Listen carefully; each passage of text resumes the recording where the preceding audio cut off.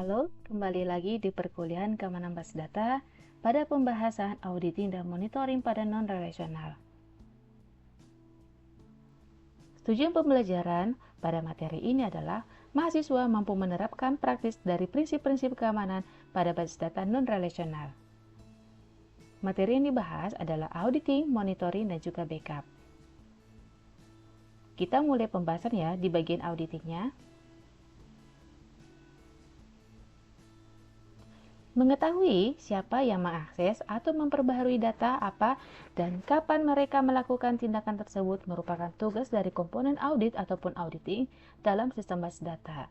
Nah, jadi di sini itu adalah dalam Cassandra, komponen audit ataupun auditing itu digunakan untuk merekam aktivitas pengguna dari sistem seperti siapa yang melakukan akses ke data, data atau tabel apa yang diakses dan atau diubah, kemudian kapan tindakan tersebut dilakukan. Jadi tujuan utamanya adalah melacak aktivitas memastikan akuntabilitas dengan cara catatan ini. Jadi administrator itu nanti dapat menelusuri jejak tindakan ataupun sekarang istilahnya adalah audit trail saat terjadi insiden keamanan seperti tiba-tiba ada penghapusan data tanpa izin, kemudian ada perubahan konfigurasi yang tidak sah, kemudian tiba-tiba ada nih akses tidak normal terhadap tabel tertentu. Jadi Cassandra ini kita mendukung untuk dari fitur audit melalui dengan audit logging yang dapat diaktifkan pada server ataupun pencatatan perintah dari SQL.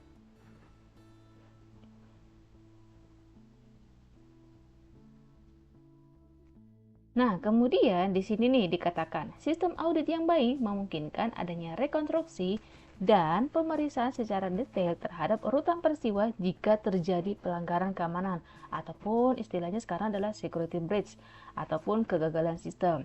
Jadi di Cassandra ini audit log itu dapat digunakan ya untuk menganalisis kembali ada nih runtutan aktivitas sebelum dan juga sesudah pelanggaran.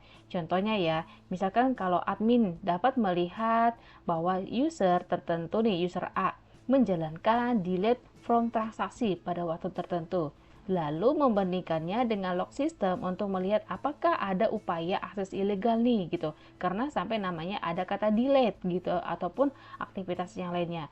Dengan demikian nanti audit membantu dalam namanya penelusuran keamanan, yaitu kemampuan merekonstruksi kronologi kejadian.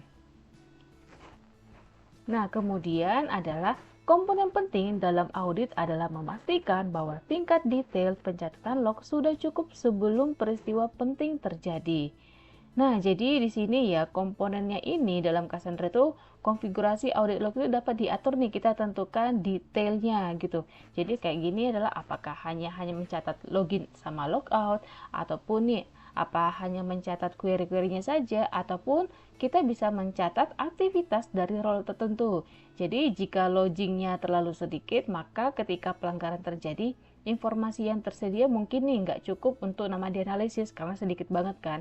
Nah, sebaliknya nih, jika terlalu detail dapat membebani sistem atau memenuhi disk yang dengan cepat. Karena itu kita penting waktunya untuk menyeimbangkan antara detail dan juga efisiensi. Nah, kemudian di sini adalah masalah umum yang sering muncul adalah penyesalan setelah terjadi kejadian. Seperti seharusnya nih ya ada pencatatan logging dari kejadian hari ini gitu.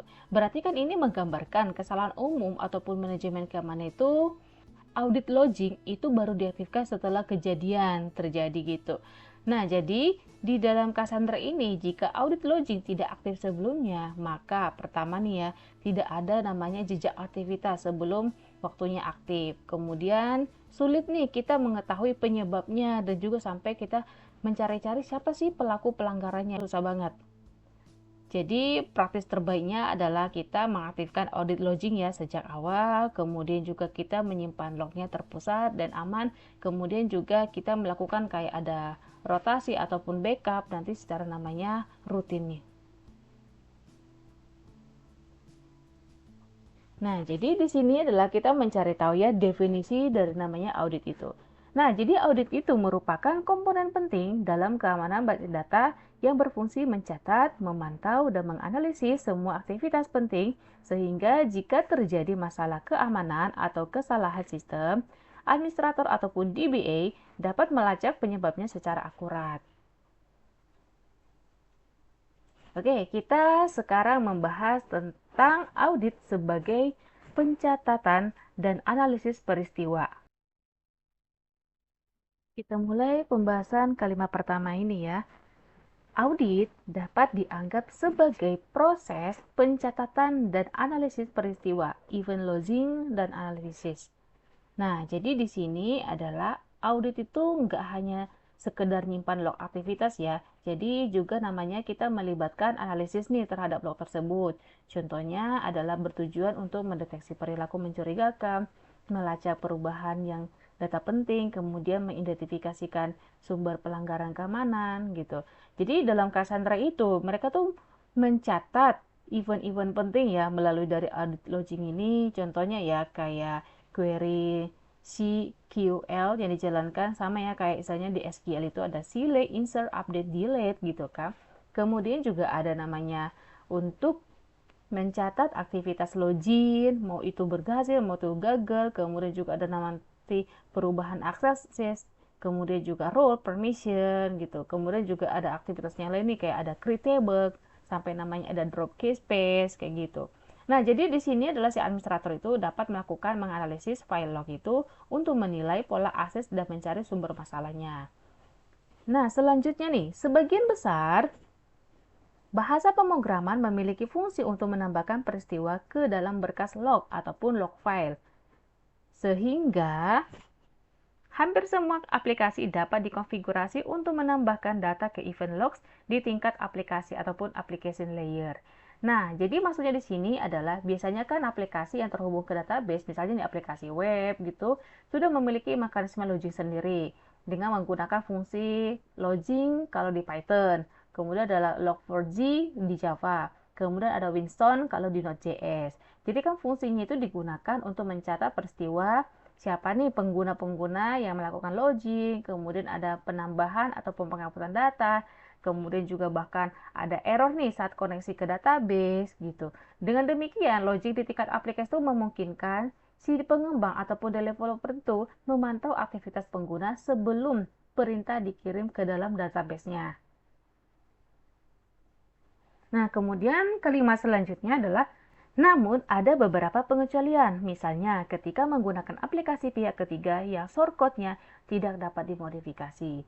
Nah, jadi situasi ini tuh bisa terjadi ya. Contohnya adalah aplikasi itu kita beli dari vendor luar. Jadi kan kita namanya nggak bisa punya akses ke shortcut-nya. Jadi aplikasi itu hanya menyediakan UI ataupun antarmuka pengguna tanpa kontrol internal terhadap lognya. Jadi kita nggak ada mungkin nih menambah kode logging manual di sisi aplikasinya. Dalam kondisi ini, developer ataupun si administrator itu tidak dapat menambahkan mekanisme pencatatan di tingkat aplikasinya. Nah, kemudian juga nih, dalam situasi seperti ini, database melakukan trigger yang dapat digunakan untuk menambah informasi pencatatan logging langsung dari sisi database-nya. Jadi, ketika logging dalam aplikasi kan tidak memungkinkan. Jadi, logging dapat dilakukan di dalam level database aja. Biasanya sih ada dua cara umum ya. Pertama adalah menggunakan audit logic bawaan ataupun native audit system. Kalau di Cassandra itu menyediakan audit logging bawaan yang otomatis nih mencatat aktivitas pengguna tanpa namanya kita modifikasi aplikasinya. Jadi ini cocok ya untuk sistem yang tertutup ataupun istilahnya aplikasi pihak ketiga. Kemudian cara yang kedua adalah menggunakan database trigger.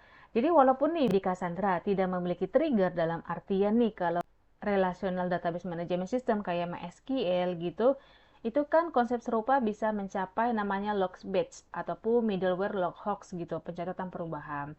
Nah, kemudian kalau kita menggunakan database yang lain macam kayak Oracle, kemudian pakai PostgreSQL itu, kan trigger itu kita bisa gunakan untuk namanya pencatatan log setiap kali terjadi proses insert, update, dan juga delete.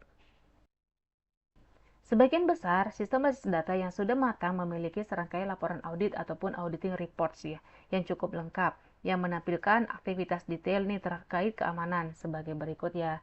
Nah, di sini ada namanya web page request ataupun permintaan halaman web itu. Jadi di sini itu adalah di mana menunjukkan halaman web mana yang diminta oleh si pengguna ataupun alamat IP mana, kapan waktunya diakses, kemudian data tambahan seperti waktu respon juga dapat di ini kita catat. Fungsi ini biasanya dilakukan oleh server web dan digabungkan ke dalam namanya log akses pusat. Selanjutnya adalah last login ataupun login yang terakhir ya. Jadi menampilkan nih daftar-daftar pengguna terakhir yang masuk ke database itu kemudian diurutkan berdasarkan waktu login terbarunya. Yang ketiga adalah di last updates ataupun pembaruan yang terakhir ya. Jadi di sini adalah menunjukkan pengguna terakhir yang melakukan perubahan pada data di database-nya. Jadi nanti laporan ini dapat diurutkan berdasarkan tanggal ataupun koleksi data yang diubahnya. Nah, kemudian ada namanya valid login attempts ataupun upaya login gagal. Jadi nanti di sini tuh mencatat semua percobaan login ke database yang gagal. Yang kelima ada namanya password reset request ataupun permintaan reset kata sandi. Daftar permintaan pengaturan ulang kata sandi terbaru. Kemudian yang keenam itu ada namanya import update activity ataupun aktivitas untuk melakukan import dan juga unggah. Jadi nanti menunjukkan nih data import ataupun nih kita mengunggah data walaupun itu datanya sedikit, walaupun itu datanya massal gitu yang terbaru ke dalam namanya database-nya. Kemudian delete activity ataupun aktivitas penghapusan ya. Jadi di sini nanti akan mencatat daftar catatan terhapus yang daftar catatan terbaru yang dihapus dari database.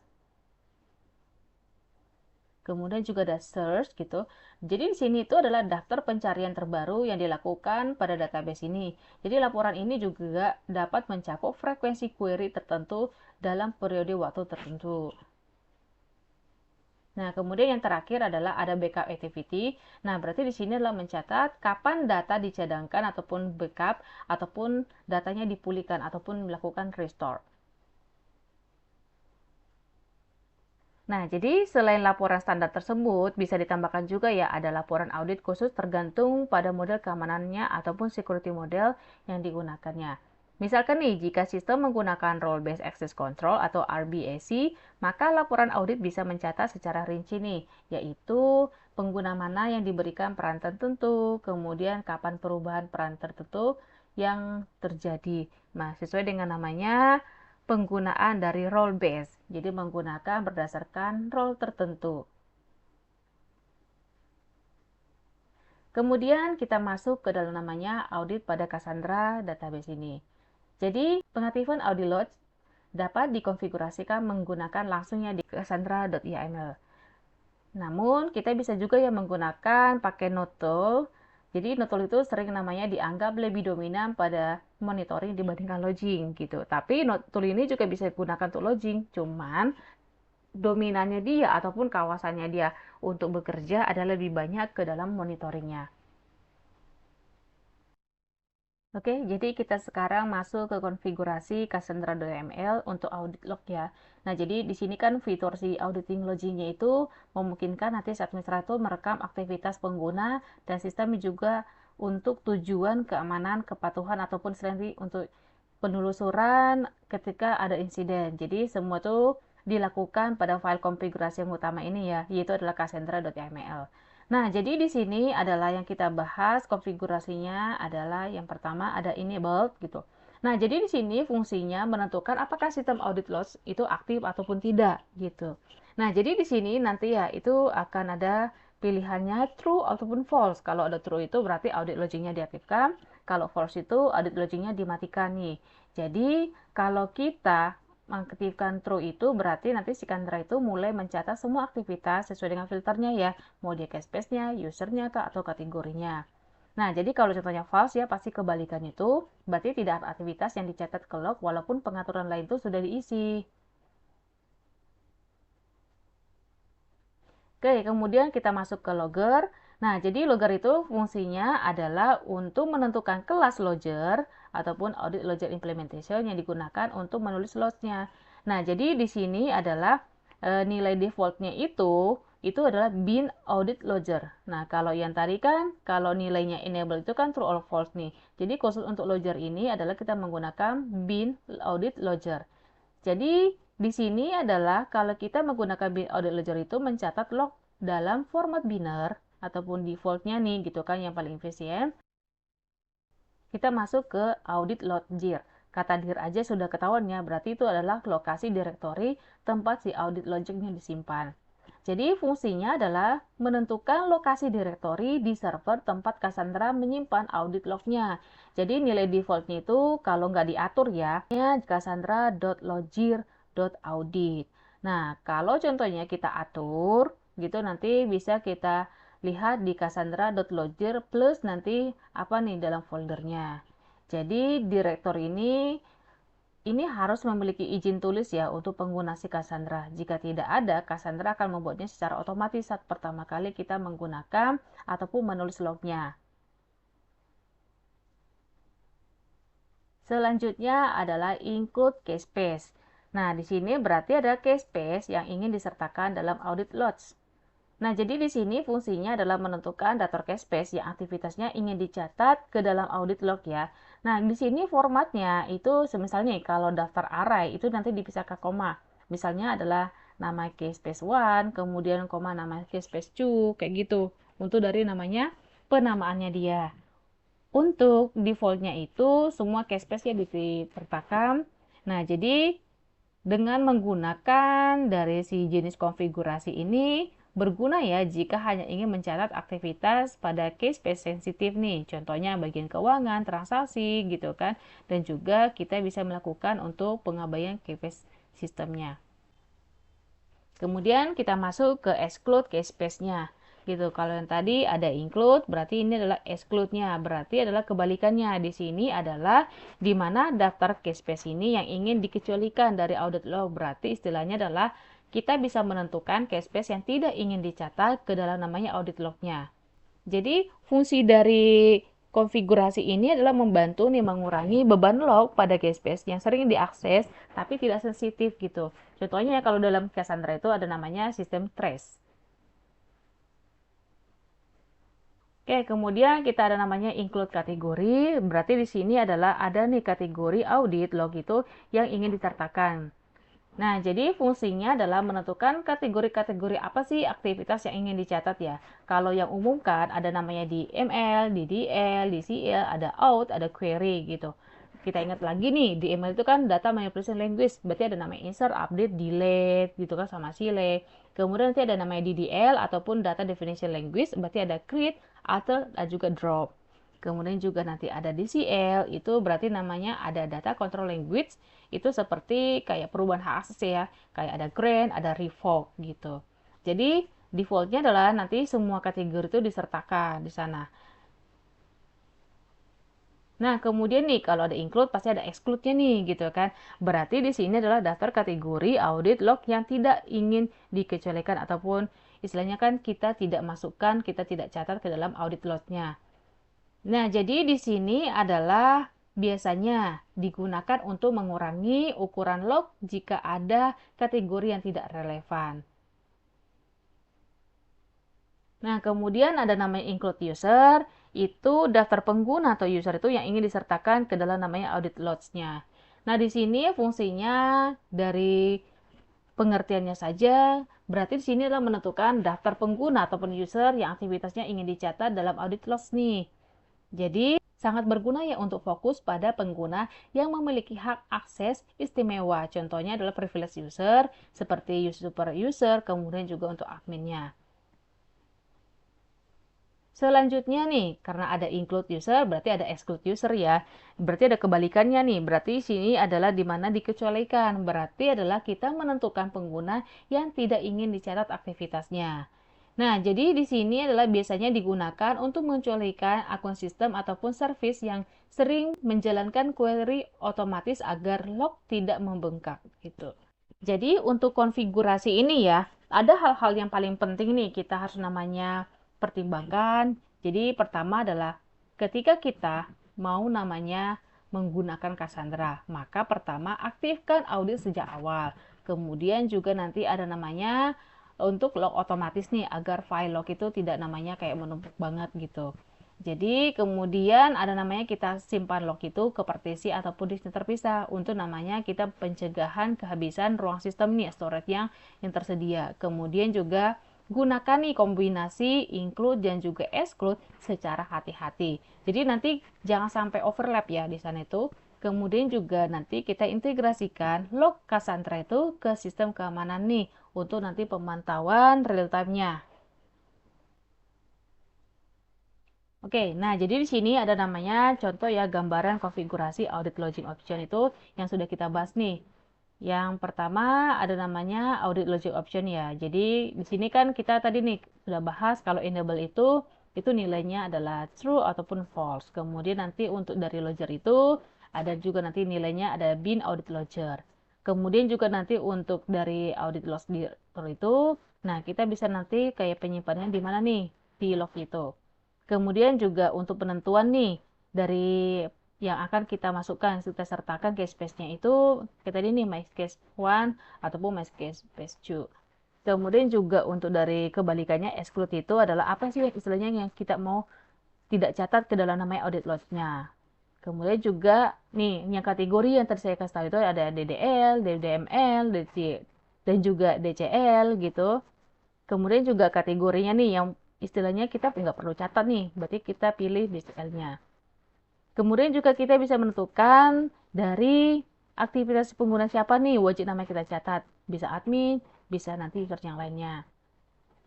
Kemudian juga ini kita mau ada pengguna yang tidak kita catat nih gitu kan. Contohnya adalah untuk monitoring pada usernya. Kemudian kita masuk ya ke pembahasan monitoring. Jadi monitoring pada Cassandra merupakan aspek penting dalam operasi basis data untuk memastikan keutuhan klaster tetap baik dan juga kinerja sistemnya itu tetap namanya optimal. Nah, jadi di tadi kan kita bahas nih, kalau contohnya untuk konfigurasi itu ada juga menggunakan pakai node tool gitu. Walaupun node tool itu kan lebih dominan pada monitoring. Nah, jadi kita cari tahu dulu definisi dari node tool itu. Node tool itu adalah otoritas berbasis command line interface atau CLI yang berinteraksi langsung dengan node Cassandra yang sedang berjalan. Nah, jadi tools ini berkomunikasi dengan Cassandra melalui dari namanya Java Management Extension ataupun JMX yang memungkinkan administrator untuk mengambil berbagai metrik dan melakukan tugas operasional tanpa mengganggu operasi node-nya. Jadi salah satu utilitas ini paling berharga ya disertakan beserta dengan si Cassandra-nya untuk tugas-tugas, aktivitas, ataupun administrasinya. Jadi si tools ini menyediakan berbagai macam perintah ya untuk nanti pengelolaan, pemantauan dari node dalam cluster itu baik ketika si administrator itu nanti memeriksa nih status seluruh si clusternya. Jadi nanti dia bisa mengecek kondisi node tertentu, kemudian nanti kita bisa melakukan analisis metrik kinerja secara mendalam dengan menggunakan node itu. Jadi karena node itu merupakan bagian garis pertahanan pertama bagi seorang namanya administrator dari Cassandra-nya. Nah, di sini ada namanya kita bahas perintah dasar dari node tool itu untuk monitoringnya. Oke, jadi kita sekarang bahas di bagian node tool status menampilkan snapshot dari seluruh cluster menunjukkan node mana nih yang aktif ataupun yang sedang mati, kemudian statusnya nih entah dia joining, leaving, moving ataupun normal. Kemudian juga kita bisa melihat beban, bisa melihat percentage kepemilikan data dan juga nanti host ID-nya. Kemudian juga nanti ada perintah dasarnya juga, ada untuk node tool info itu digunakan untuk memberikan ringkasan detail dari salah satu node tertentu termasuk informasi seperti uptime-nya, kemudian juga penggunaan memory heap-nya, kemudian juga nanti untuk data center, rack-nya, bahkan detail-detail lainnya. Nah, kemudian juga ada namanya Nutol ring menampilkan gambaran dari token ring itu. Nah, jadi Nutol ring itu bagi yang memahami mekanisme distribusi data di Cassandra itu, token ring itu menunjukkan rentang nilai token yang menentukan lokasi penyimpanan data. Jadi perintah ini juga berguna untuk melihat distribusi data antar node-nya. Kemudian yang terakhir itu ada namanya Notol CF-Stats itu memberikan statistik komprehensif tentang kolom family gitu ya kan ataupun table seperti jumlah read ataupun write, jumlah access table-nya, dan juga ruang penyimpanan yang digunakannya. Nah, tapi di sini ada juga loh perintah dasar untuk proses analisis lanjutan. Nah, contohnya adalah ada node tool table histogram. Jadi di sini adalah jika nih si cfstat ini memberikan gambaran umum, maka dari si tabel histogram ini menyediakan analisis mendalam tentang latensi table, termasuk nih latensi baca, kemudian juga nanti tulis, dan untuk ukuran partisinya. Kemudian juga nanti ada namanya node tool tipis stats gitu. Nah, jadi ini sangat penting ya untuk pendiagnosa masalah pada trade pool gitu. Cassandra itu menggunakan berbagai trade pool untuk menangani operasional bersama. Nah, tapi dengan si TP-Stat ini, jadi kita dapat melihat jumlah tugas yang aktif, yang tertunda, ataupun yang selesai setiap trade pool-nya. Kemudian ada namanya node tool netstat gitu, berarti kan memberikan snapshot aktivitas jaringan berguna untuk mengidentifikasikan bottleneck jaringan ataupun masalah komunikasi antar node-nya. Kemudian yang terakhir itu ada namanya node tool GC stat. Nah, berarti kalau kalian ya yang familiar dengan Java, pasti nanti ada istilah ya garbage collection ataupun GC yang sudah tidak asing lagi. Nah, kemudian di sini perintah ini untuk memberikan statistik aktivitas dari si garbage collection ini. Jadi seperti jumlah siklusnya, latensi minimum ataupun maksimum, rata-rata, dan juga nanti informasi lainnya. C. Cassandra menyimpan data dalam access table yang bersifat immutable, tidak dapat diubah. Nah, jadi di sini adalah access table, sorted string table adalah format penyimpanan utama data di Cassandra. Jadi nanti nih ketika ada data ditulis, misalnya nih kita melakukan kayak proses insert, update, nanti Cassandra itu tidak menyimpan ya filenya lama, malah membuat file access table yang baru. Jadi nanti di sini adalah CTS table yang baru itu berisi data yang sudah diurutkan dan juga tidak dapat diubah. Jadi kenapa sih sampai namanya kita membutuhkan ini dalam namanya di bidang keamanan? Karena kata immutable ini ataupun mutability keamanan integritas data karena stable tidak dapat diubah setelah ia dibuat. Jadi risiko modifikasi data secara tidak sah itu sangat rendah ya. Nah, kemudian juga Cassandra itu juga menjaga integritas file stable melalui dari checksum dan juga commit lognya. Jadi kalau contoh ini terjadi ya, kayak kerusakan fisik ataupun serangan sistem, misalnya ini manipulasi data di disk ya, administrator itu dapat nanti membandingkan dengan backup stable untuk mendeteksi perubahannya. Nah, selanjutnya adalah backup di APC Cassandra ini adalah salinan cadangan dari basis data yang disimpan dalam membentuk access table. Nah, jadi kan di Cassandra kan nanti ada dua nih jenis backupnya ya. Itu nanti akan kita bahas di slide selanjutnya itu. Jadi ada jenis backup itu snapshot dan juga incremental backup ya di sana itu. Nah, kemudian untuk backup ini ya, itu digunakan beberapa tujuan ya. Di sini adalah yang pertama, menyimpan salinan data untuk menjaga ketahanan ataupun durability data. Nah, jadi di sini adalah ketahanan durability itu merupakan data tetap aman, data dapat dipulihkan juga nih setelah terjadi gangguan seperti crash, kegagalan node, ataupun kerusakan disknya. Nah, jadi keamanan yang dilindungi itu adalah di mana perlindungan dari data corruption lokal, misalnya akibat kegagalan disk ataupun juga malware-nya. Memungkinkan juga nih kalau ada pemulihan di titik waktu tertentu ya. Jadi jika ada data baru yang rusak nih akibat kesalahan aplikasi ataupun dari serangannya. Kemudian tujuan selanjutnya adalah memulihkan table apabila data table hilang akibat kegagalan node nih, entah partisi ataupun jaringannya. Jadi backup Cassandra itu digunakan juga nih untuk dia restorasi untuk sebagian, kemudian juga dia restorasi total ataupun pemulihan antar klaster aja nih jika seluruh klasternya hilang. Nah, nanti ya kita kan ngebahas ya tentang proses pemulihan itu nanti ada dua, ada stable loader dan juga ada node tool refresh. Itu akan dibahas di slide selanjutnya.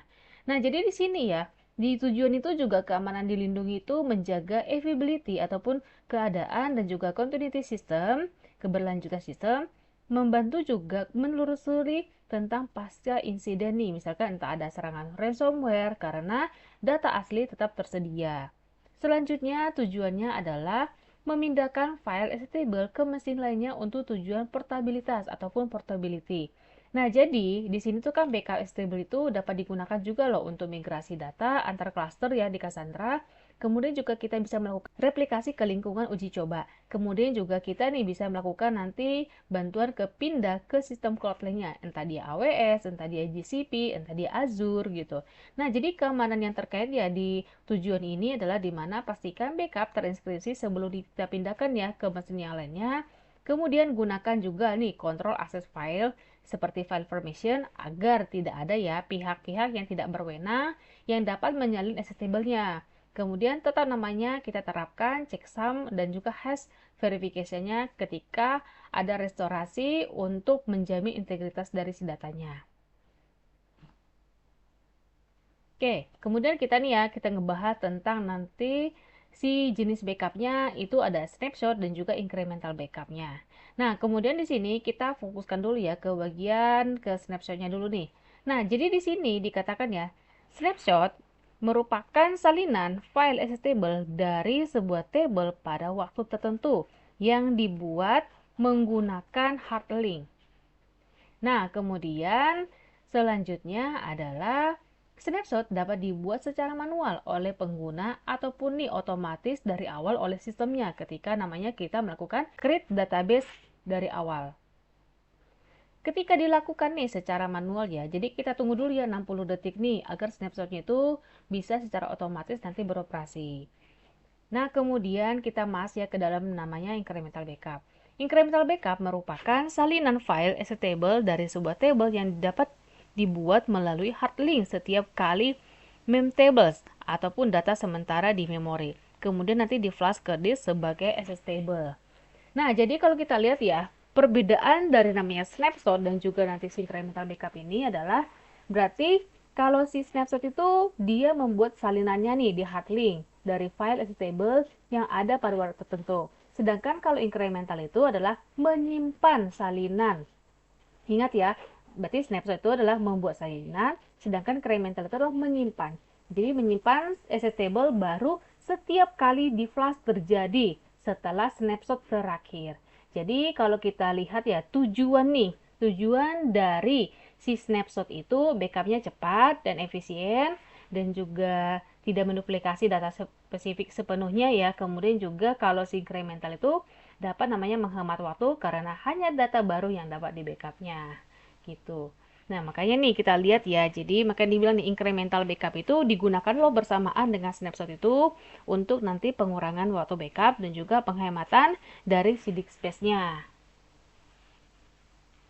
Kemudian kita masuk ke pembahasan tentang restore ya. Nah, jadi di dalam restore ini untuk melakukan restore, selain memuat data dari table, juga diterapkan pada table maupun data terhapus dengan dua cara.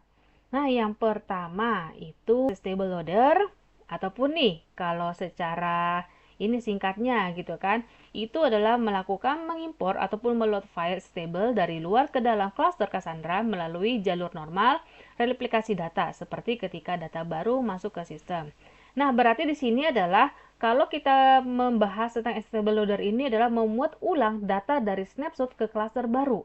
Jadi, di sini adalah si stable loader ini merupakan alat ya command line bawaan dari Cassandra yang digunakan untuk memuat data stable hasil backup ke dalam cluster ini. Nah, jadi tool ini juga bekerja seperti proses write gitu kan. Data dibaca dari file stable, kemudian nanti dikirim ke cluster menggunakan nanti protokol replikasi dari si Cassandra-nya. Nah, kemudian selanjutnya ada namanya nutol refresh. Nah, jadi konfigurasi ini adalah untuk membuat langsung file stable yang sudah ada di direktori data node ke dalam database-nya tanpa melalui dari nanti si replikasi yang biasa. Nah, jadi si nutol refresh ini digunakan ya jika si file stable itu sudah berada secara fisik ya di direktori data node Cassandra-nya. Jadi di sini adalah Cassandra itu tidak membaca ulang lagi nih datanya melalui jalur replikasi, melainkan langsung mengenali oh ini nih si file stable baru sebagai bagian dari storage engine-nya. Oke, begitulah materi untuk pertemuan hari ini.